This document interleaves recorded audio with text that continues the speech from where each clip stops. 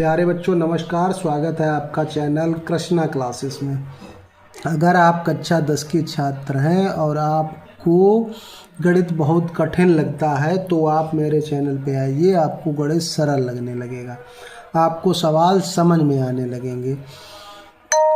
हम लोग आज पढ़ेंगे प्रश्नावली 5.2 जो समांतर श्रेणी चल है, उसकी एक्सरसाइज 5.2 का 8वां सवाल पढ़ेंगे, उसको करना सीखेंगे।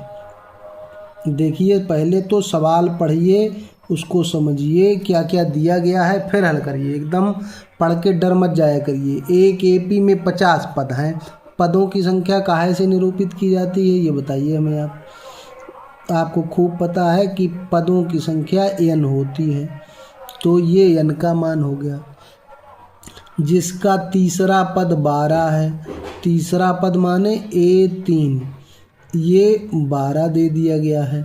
अंतिम पद माने क्या होता है, जिसका अंतिम पद यानी कि AN, वो है 106। अब हमको निकालना क्या है, इसका 29वां पद ज्ञात कीजिए, ये आपसे पूछा गया है। अब हमें अगर कोई पद ज्ञात करना है तो पहला पद ज्ञात होना चाहिए समांतर श्रेणी में और सार्वंतर ज्ञात होना चाहिए। इतने तो बात आपको पता है कि A और D का मान जब तक पता नहीं होगा तब तक हम कोई भी पद नहीं निकाल पाएंगे। यहाँ देखिए, तीसरा पद दिया गया है। समांतर श्रेणी के nवां पद का सूत्र आपको याद हो ना हो, लेकिन आज मैं जो बता रहा हूँ उसको याद कर लीजिए।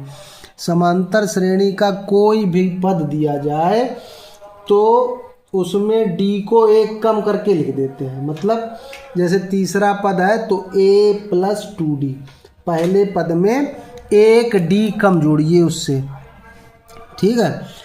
तो अब ये दिया गया है A3 12 दिया गया है, तो अभी हमने आपको क्या बताया, 3 है तो पहला पद, इसका सूत्र क्या हो जाएगा, पहला पद 3 से 1 कम 2D, ये 12 है, ठीक है। ये आपका समीकरण 1 बन गया। अब यहाँ देखो कह रहा है AN, तो AN तो आपको पता ही है, क्या हमने बताया अभी, AN बराबर होता है A + n-1 × D, इसीलिए तो हमने सूत्र बताया कि जो भी पद का आ जाए उससे 1 कम करिए। अब AN 106 दिया गया है, A पता ही नहीं है, AN आपको 50 दिया गया है, अब 50 से 1 घटा दीजिए तो D, तो यानी कि A लिख दीजिए पहले, 50 से 1 चला गया 49, और D बराबर कितना हो गया, 106। ये दूसरा समीकरण हो गया। अब इन दोनों समीकरणों को आप, अगर आपने पीछे वाले सवाल पढ़ लिए हैं ढंग से, प्रतिस्थापन विधि और विलोपन विधि सीख ली है, तो उन दोनों विधियों में से किसी विधि को लगा दीजिए। अब विलोपन विधि ज़्यादा बच्चों को सरल लगती है तो हम लिख देंगे समीकरण 1 व 2 को हल करने पर, तो A + 2D बराबर 12 और A + 49D बराबर 106, ये लिख दिया। अब जब चिन्ह एक जैसे होते हैं तो आपको ये भी पता है कि फिर हमको क्या करना पड़ता है, हमको करना पड़ता है घटाना। तब हम घटाते हैं तो घटाने पर चिन्ह बदलने पड़ते हैं, इतना तो आपको पता है। जब एक पद बराबर है घटाने पे कट जाएगा। 49 से 2 घटा दीजिए तो 47 बचेगा, लेकिन 49 माइनस का है तो माइनस का 49।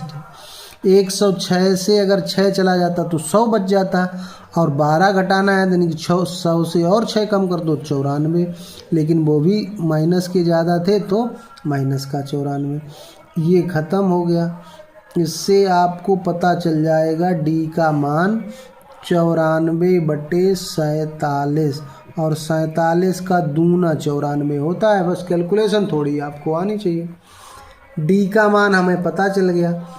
अब जब एक मान पता चल जाता है तो विलोपन विधि हो चाहे प्रतिस्थापन विधि हो, दूसरे समीकरण में मान रख देते हैं।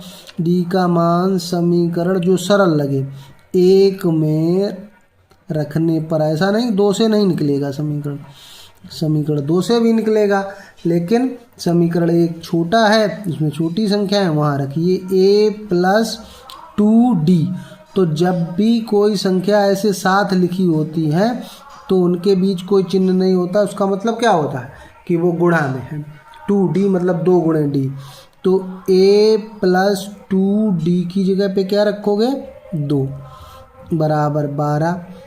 तो जब हम a का मान ज्ञात करेंगे तो यहाँ गुणा हो जाएगा, 2 दूनी 4, और ये प्लस की संख्या है, जब बराबर के उधर जाती है पक्षांतर में तो चिन्ह बदल जाता है, प्लस की संख्या माइनस की हो जाती है। तो a बराबर आ गया आपका 8। अब आपको a भी पता चल गया, d भी पता चल गया, तो अब आपको निकालना है a29। 29वां पद का सूत्र क्या हो जाएगा, अभी हमने क्या ट्रिक बताई थी आपको कि जो भी पद पूछा जाए उससे एक कम लिख दीजिए। तो a तो आपको पता चल गया 8 और 28 इंटू डी का मान है 2, तो 8 + 28 दूना 56 हो गया, और 56 8 64 हो गया। कितना सरल तरीका से आपने उत्तर ज्ञात कर लिया। तो अगर बात समझ में आई है तो जानते हैं क्या करना है, वीडियो को लाइक कर देना है, चैनल पे नए हैं तो सब्सक्राइब भी कर लेना।